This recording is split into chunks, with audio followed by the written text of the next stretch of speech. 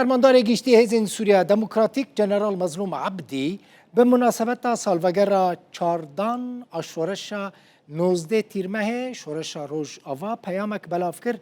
عبدی د پیام خود بحث شر لکوبانی کرد، بحث هفگرتنا پیشمرگه و گریلا و خلکی کرد لوی باجاری.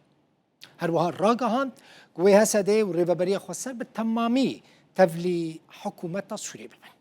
مظلوم عبدی گفت لکوبانی پیشمرگه گریلا به خلکی را به خلکی هرم را بونه یک و شر ترور کرن بر خدا نکه دیروکی نشان داد به هفره گوت ام ایرو د قوناغه که نور را در باست بنو دبکو د سازی لشکری و اداری ده د ناف ده حسد و ریوبری خسرجی گوهرتن چه ببن لعف شورش و به شیوه نو بردوام بکن. مظلوم عبدی دبیجه دست کفتن شورش 19 تیر ماهه ایرو به شورش سوریه را دبن یک و ملک حمو گلن سوریه لگوری را کفتنین که به حکومت را هاتنه کرن.